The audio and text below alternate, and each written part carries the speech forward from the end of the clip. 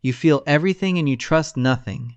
That is the sentence that has defined every relationship you have ever had, every connection you have ever tried to build, every person who has ever stood in front of you, offering their heart while you stood there calculating the exit strategy before they even finished their sentence.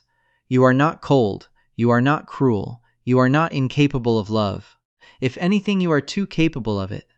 You feel so deeply that you have learned to guard that depth like a secret weapon, because somewhere in your past, you showed someone your real self, and they could not handle it. They looked at your intensity and called it drama. They looked at your sensitivity and called it weakness. They looked at your need for connection and called it clinginess. And you took that rejection and you built a fortress around your heart. A fortress so strong that even you cannot find the door anymore. But here is what you have never allowed yourself to consider. The fortress is not keeping people out. It is keeping you in. It is keeping you trapped in a version of yourself that is safe, predictable, and utterly alone. It is keeping you from the very thing you crave more than anything else. Not attention, not validation, not someone to fill the silence, but a real, honest, soul-level connection where you can finally exhale. And yet every time you get close to that connection, something happens. You feel it in your chest first, a tightening, a warning, a voice that whispers this is too good to be true. They will leave. They always leave. Better to leave first. So you do. You find a reason, a flaw, a mistake, a misaligned word, or a mismatched energy. You magnify it until it becomes a wall, and you hide behind that wall telling yourself you are just being careful. But careful is not the word. Careful is what you say when you are too scared to admit the truth. The truth is you are terrified, not of them, but of yourself, because here is the terrifying reality you have been avoiding. If they actually stay, if they actually see you and do not run, then you have no excuse. Then the only thing standing between you and happiness is you, and that is a truth so painful that your mind has spent years building defenses against it. Your mind has created a labyrinth of reasons why you cannot be loved. You are too intense, too complicated, too broken, too damaged. But none of those reasons are real. They are stories. Stories you told yourself to survive the unbearable pain of being rejected by the people who were supposed to love you unconditionally. And those stories have become so familiar, so comfortable in their misery, that you have forgotten they are not facts. You have forgotten that you are not the same child who was dismissed. You are not the same teenager who was misunderstood. You are not the same young adult who was abandoned. You are a grown person with a fully developed mind and a heart that is still beating, still hoping, still longing for the very thing it fears. The dangerous game you play is not with them. It is with time. It is with the clock ticking down on your life. Every moment you spend protecting yourself from pain is a moment you are also protecting yourself from joy. Every wall you build against heartbreak is also a wall against belonging. Every excuse you make to push someone away is also an excuse to stay small. And staying small is the real tragedy, not the heartbreak you are so desperate to avoid, but the life you are missing by avoiding it. Imagine for a moment that you let go. Just for 1 second. Imagine you stopped bracing for impact, stopped scanning for signs of betrayal, stopped rehearsing the breakup that has not even happened yet. Imagine you let yourself be held without holding your breath. Imagine you let yourself be seen without wanting to disappear. Imagine you let yourself be loved without needing to earn it.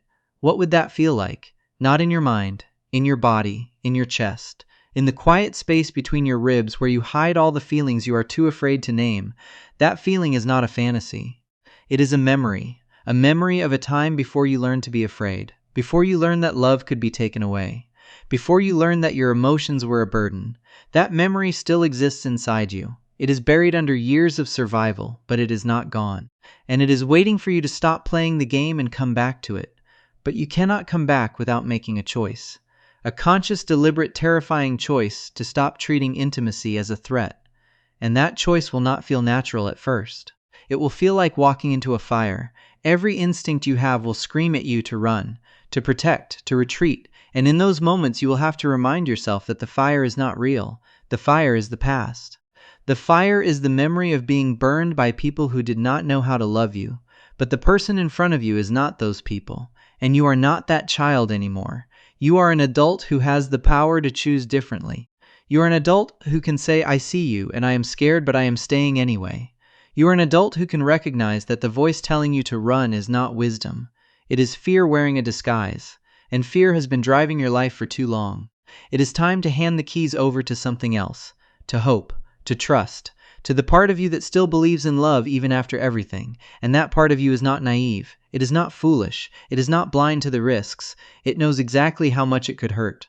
But it also knows that the pain of staying closed off is worse. It knows that the loneliness of a protected heart is more unbearable than the heartbreak of a vulnerable one. It knows that the only way to truly live is to risk being hurt, because the alternative is not safety. The alternative is a slow, quiet death of the spirit, a life where you exist but do not feel, where you function but do not connect, where you survive but do not thrive, and you have felt that death creeping in the quiet moments when you are alone and the silence is too loud, in the moments when you scroll through your phone and see everyone else living and you wonder why you cannot. In the moments when you lie next to someone and feel more alone than when you were by yourself. That is the cost of protection. That is the price of the dangerous game. And that price is too high. So what do you do? How do you stop playing a game that has become your identity?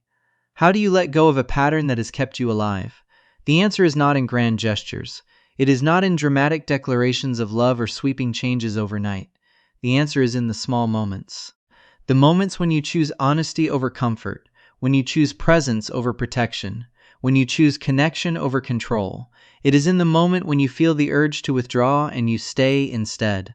When you want to deflect a compliment and you accept it instead.